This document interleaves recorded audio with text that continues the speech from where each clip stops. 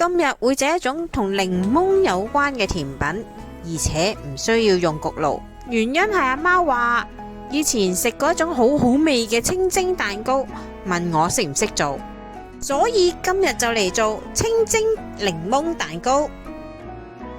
喺開始之前，請 follow 我哋嘅頻道啦。喵！材料好簡單，嚟嚟去去都係嗰幾樣。不過講得做檸檬蛋糕，梗係要有一個檸檬、砂糖、牛油、低筋麵粉、雞蛋、泡打粉。模具為咗防止黐底，先鋪上烘焙紙。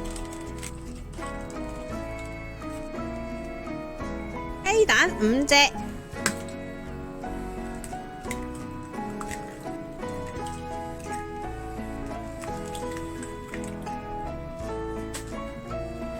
牛油先融化，加入檸檬皮，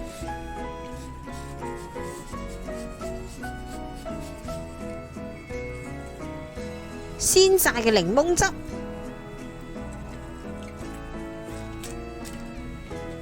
雞蛋打發，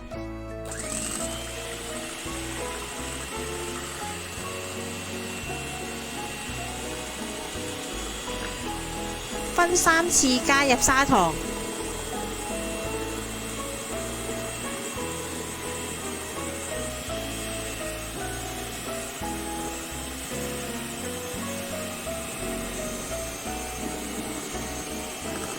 直至變咗淡黃色。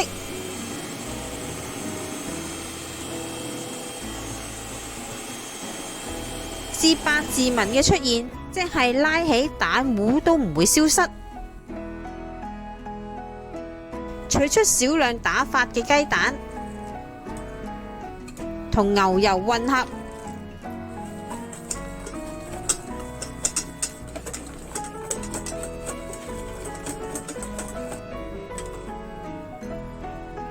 再加入原雞蛋之中，以摺疊嘅形式混合。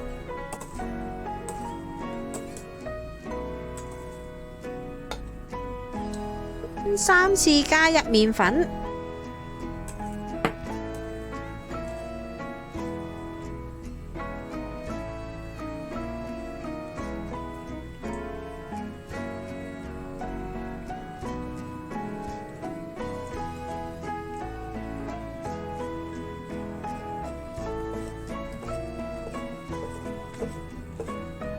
確保冇粒粒，倒入模具之中。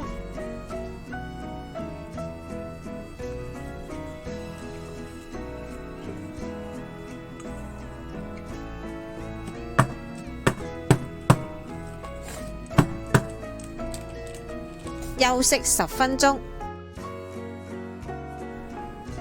大火燒滾熱水，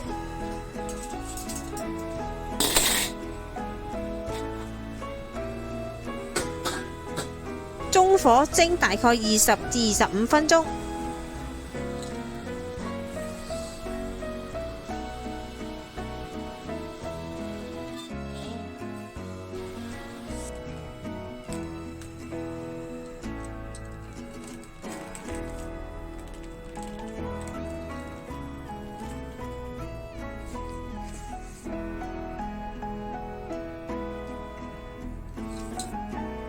出嚟嘅效果氣孔會係比較多，因為有 baking powder 嘅存在。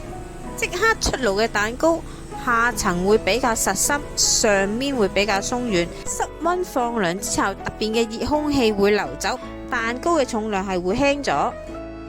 不過我都會建議大家用中式蒸爐，蛋糕軟熟度出嚟會更加之好。今日嚟到呢度啦，詳細嘅食譜我哋會擺落 Facebook 嗰度。有興趣嘅大家可以去睇一睇，請 like 我哋嘅 Facebook 同埋 YouTube，以便獲得更多嘅資訊啦。